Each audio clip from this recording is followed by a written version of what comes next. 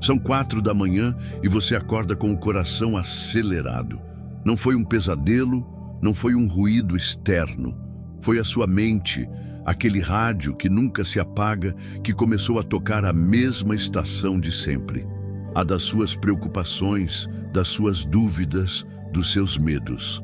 Aquela voz familiar que você conhece muito bem começa seu monólogo diário sobre tudo o que você fez de errado ontem, tudo o que pode dar errado hoje, tudo o que você provavelmente nunca realizará na vida.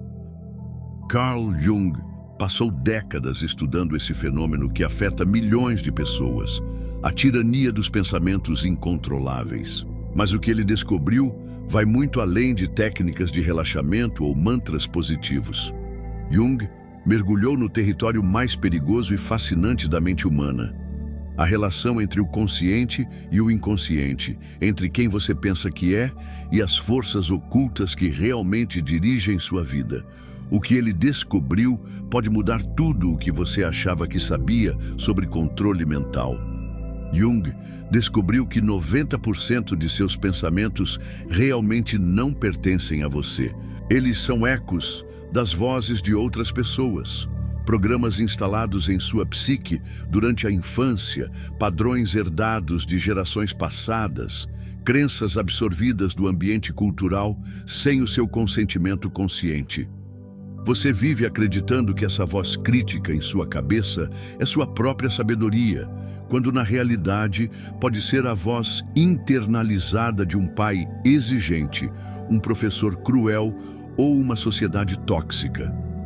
Você já se perguntou por que certos pensamentos aparecem automaticamente sem que você os tenha invocado? Ora, não importa o quanto você tente pensar positivamente, essas ideias autodestrutivas que o sabotam exatamente quando as coisas estão indo bem, continuam surgindo. Jung teve uma resposta devastadora. Porque você não está lidando com seus pensamentos, você está lidando com complexos autônomos que se tornaram independentes de seu controle consciente. Um complexo independente é como um programa de computador rodando em segundo plano, consumindo recursos do sistema sem que você perceba.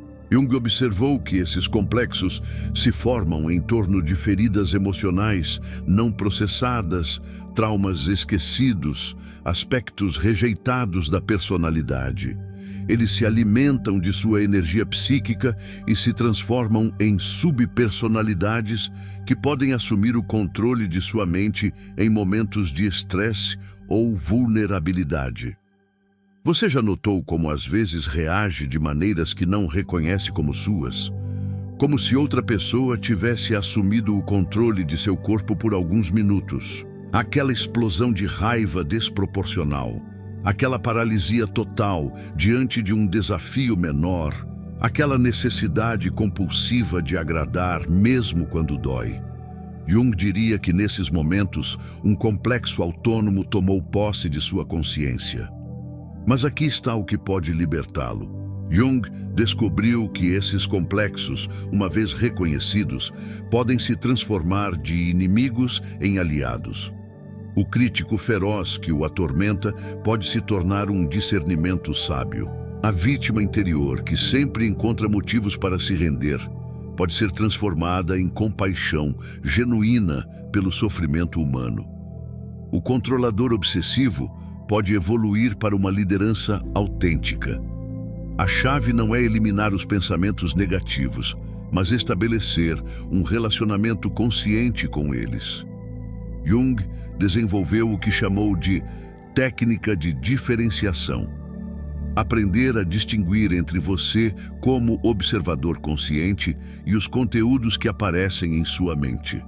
É como aprender a ser o maestro de uma orquestra mental, em vez de ser arrastado por instrumentos que tocam fora do tempo.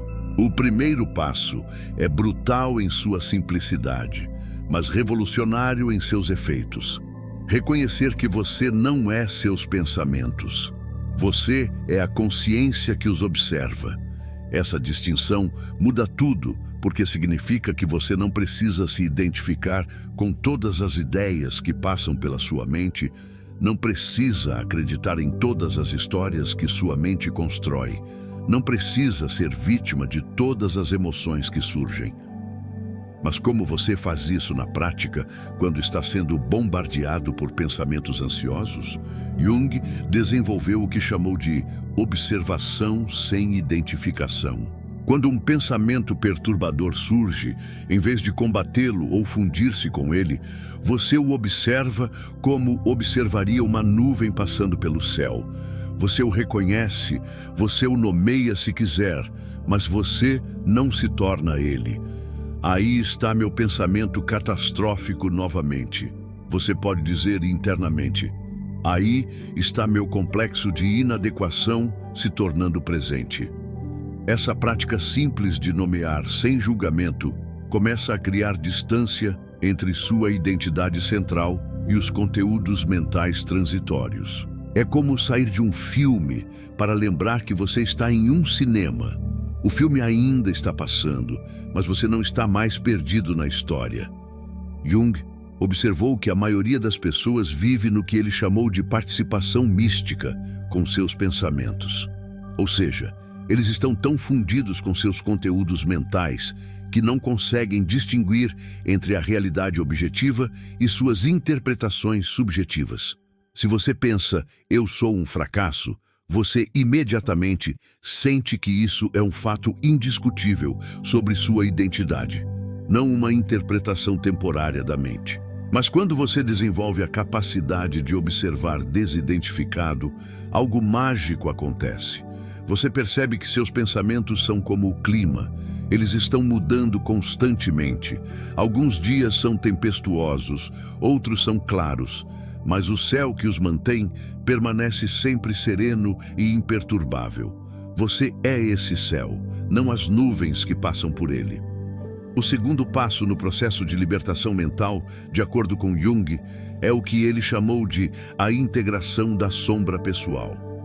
A sombra não é apenas o mal em você, é tudo o que você teve que rejeitar para ser aceito. E uma das maneiras pelas quais a sombra se manifesta é por meio de pensamentos compulsivos que o atormentam. Você é torturado por um crítico interno implacável? Jung perguntaria a você: quanto do seu potencial criativo você está reprimindo por medo de críticas externas? Você está sobrecarregado por pensamentos obsessivos de controle? Talvez sua sombra contenha uma necessidade legítima de autonomia que você está negando. Você é invadido por ideias de inadequação? Possivelmente, há uma parte autêntica de você que precisa de reconhecimento e que você tem se sacrificado para manter a paz com os outros. A integração das sombras não significa dar rédea solta aos seus impulsos destrutivos.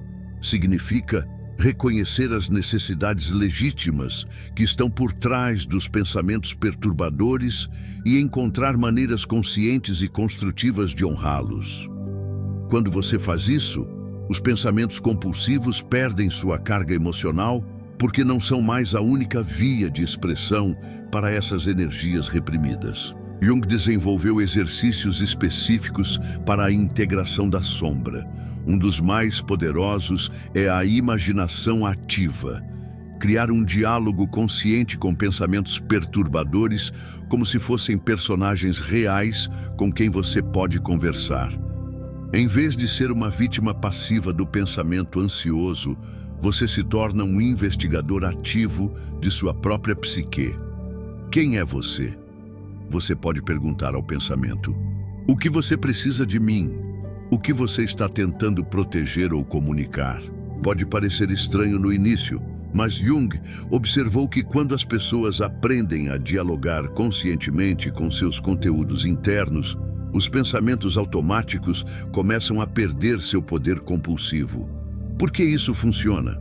Porque muito do poder que os pensamentos perturbadores têm vem do fato de que eles operam no escuro, sem supervisão consciente. Quando você os traz à luz da atenção consciente, quando os trata como informações valiosas sobre seu estado interior e não como verdades absolutas sobre a realidade, eles se transformam de tiranos em conselheiros. O terceiro passo é desenvolver o que Jung chamou de a função superior.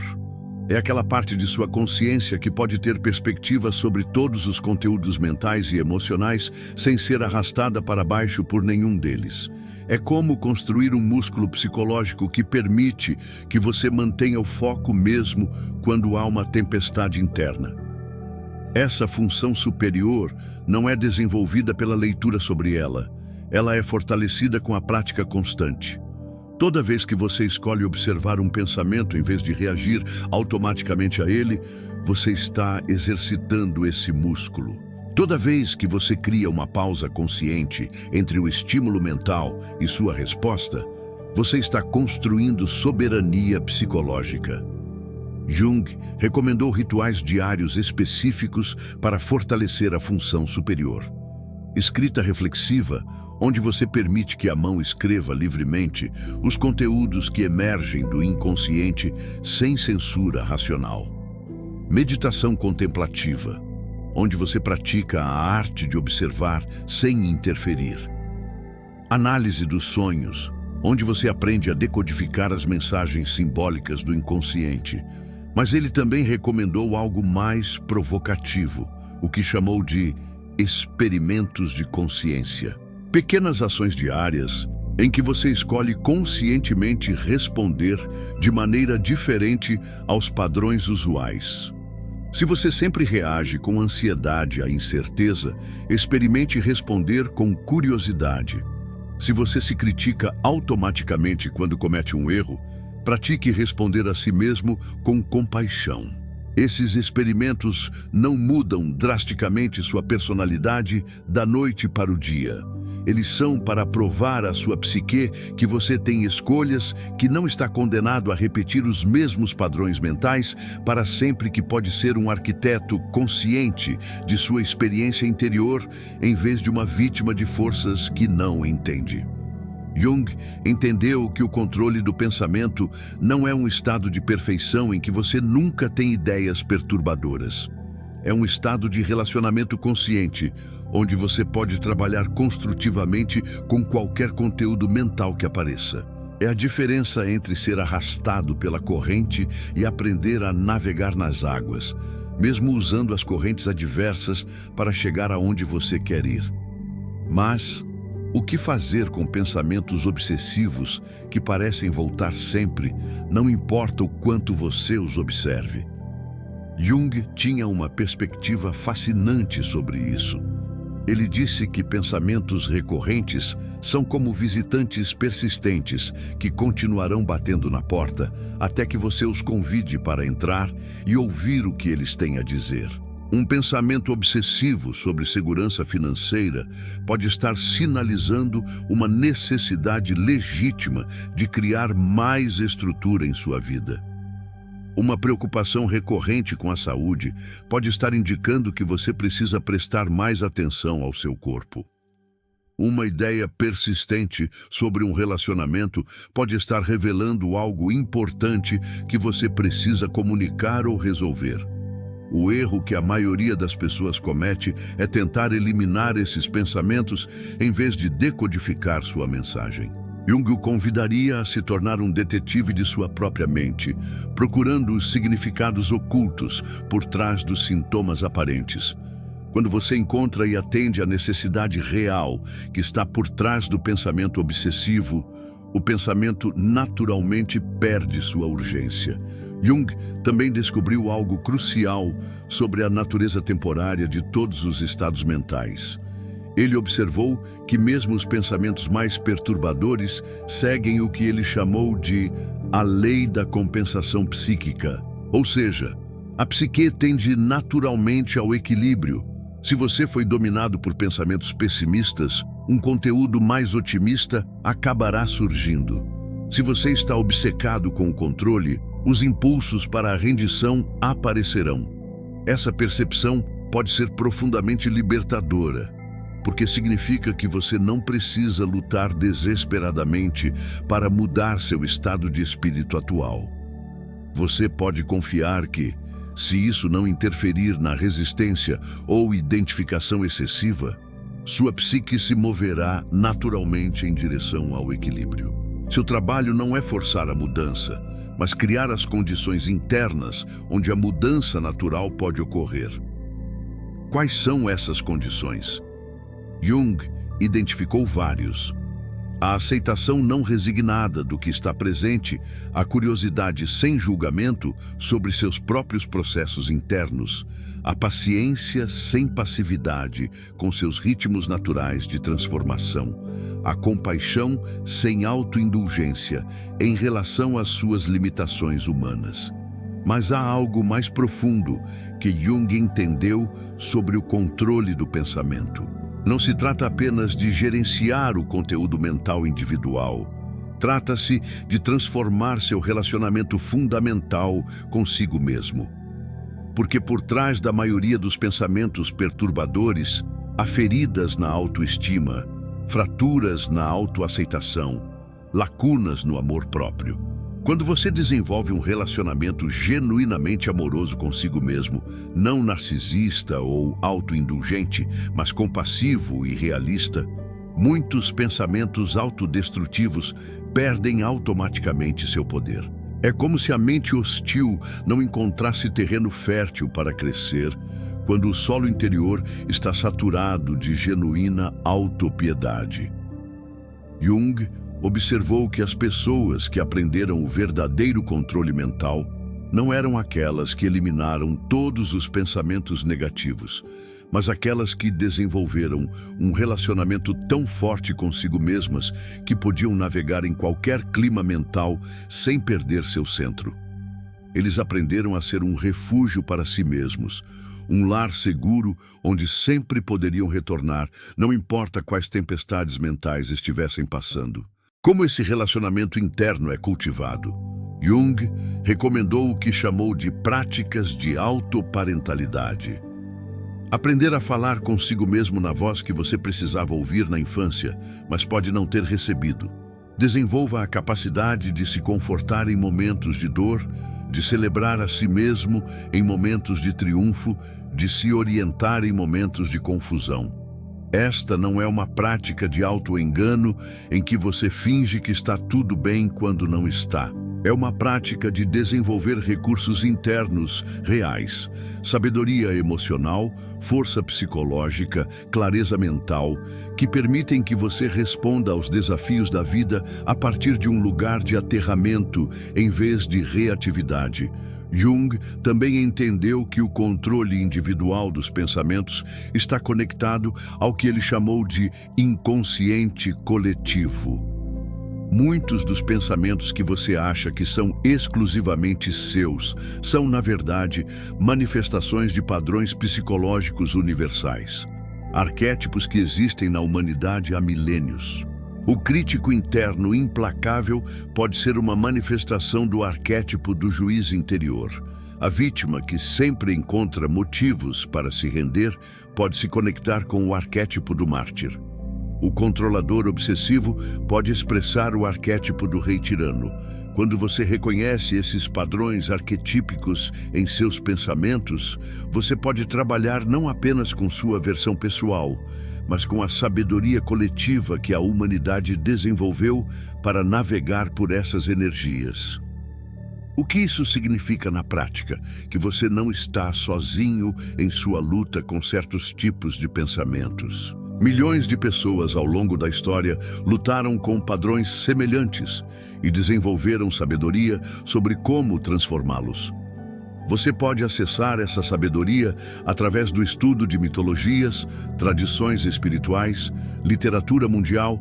Todos eles contêm mapas para navegar pelos territórios internos que você está explorando. Jung acreditava que quando uma pessoa alcança o verdadeiro controle da mente, aquela relação consciente e compassiva com seus próprios processos internos, ela automaticamente contribui para a cura do inconsciente coletivo. Sua transformação pessoal não é apenas para seu benefício individual. É um serviço para a evolução da consciência humana. Você pode imaginar um mundo onde as pessoas não fossem vítimas de seus pensamentos compulsivos? Onde eles poderiam responder aos desafios da sabedoria consciente, em vez de padrões reativos herdados? Onde os líderes tomarão decisões com clareza mental e não com feridas não cicatrizadas? Onde os relacionamentos serão baseados em escolhas conscientes, em vez de dinâmicas inconscientes repetitivas. Esse mundo começa com você, em sua mente, agora. Toda vez que você escolhe observar um pensamento, em vez de ser arrastado por ele, você está contribuindo para essa possibilidade. Toda vez que você responde ao seu crítico interno com compaixão, em vez de mais autocrítica, você está modelando uma nova maneira de se relacionar com a mente humana. Jung gostaria de lembrá-lo de que o controle do pensamento não é uma conquista que você alcança de uma vez por todas. É uma prática diária, uma arte que se refina com o tempo, uma relação que se aprofunda com a experiência. Alguns dias você se sentirá mais habilidoso do que outros. Alguns dias os velhos padrões voltarão com força total. Isso é normal e humano. O importante não é se julgar pelas recaídas, mas usá-las como informações sobre quais aspectos do seu mundo interno precisam de mais atenção. Jung viu cada falha no controle da mente como uma oportunidade para aprofundar o autoconhecimento, desenvolver mais compaixão, fortalecer a função superior. O caminho que Jung mapeia não promete que você nunca mais terá pensamentos perturbadores. Ele promete algo melhor, que você pode desenvolver um relacionamento com sua mente que lhe permita navegar em qualquer conteúdo mental sem perder sua essência, sem trair sua paz interior, sem sacrificar seu poder pessoal. Você está disposto a embarcar nessa jornada para desenvolver soberania sobre seu próprio território mental? Para se tornar um arquiteto consciente de sua experiência interior, em vez de uma vítima de forças que você não entende? Jung garante que você tem tudo o que precisa dentro de você para alcançá-lo. Você só precisa começar, um pensamento observado de cada vez. Mas Jung entendeu que o verdadeiro controle da mente vai além das técnicas individuais. Requer o que ele chamou de cosmologia pessoal, uma compreensão profunda de como sua mente específica funciona. Quais são seus padrões únicos, seus pontos fortes naturais e suas vulnerabilidades características?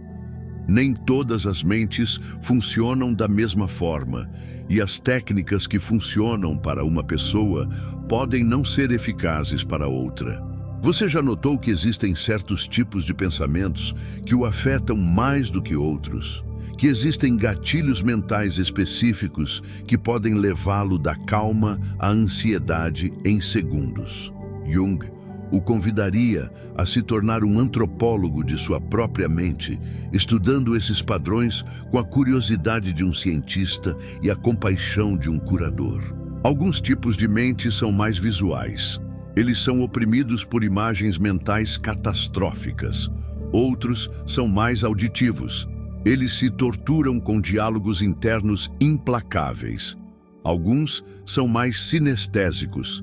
Eles sentem pensamentos negativos como sensações físicas opressivas. Jung recomendou identificar sua modalidade mental dominante para desenvolver técnicas de controle especificamente adaptadas à sua maneira de processar informações.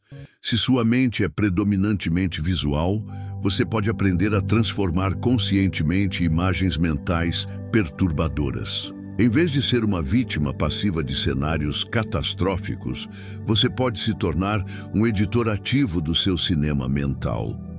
Jung desenvolveu exercícios específicos onde as pessoas aprenderam a modificar conscientemente suas visualizações internas, transformando cenas de fracasso em cenas de aprendizado, imagens de rejeição em imagens de libertação. Se a sua conversa interna é a que mais o perturba, Jung lhe ensinaria técnicas de reescrita narrativa. Em vez de permitir que seu crítico interno monopolize a conversa, você pode desenvolver várias vozes interiores.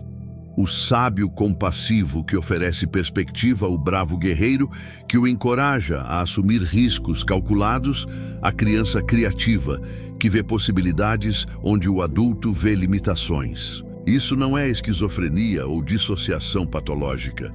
É o que Jung chamou de a multiplicidade consciente do eu, reconhecendo que sua identidade é mais rica e complexa do que o ego consciente pode abranger e aprendendo a acessar conscientemente diferentes recursos internos de acordo com o que cada situação exige. Jung observou que as pessoas mais mentalmente equilibradas não eram aquelas que tinham uma voz interior única e monótona, mas aquelas que desenvolveram um coro interno bem coordenado, onde diferentes aspectos de sua personalidade poderiam contribuir construtivamente para a tomada de decisões. O crítico contribuindo com discernimento, o otimista fornecendo esperança, o realista oferecendo perspectiva prática, o visionário sugerindo possibilidades expansivas.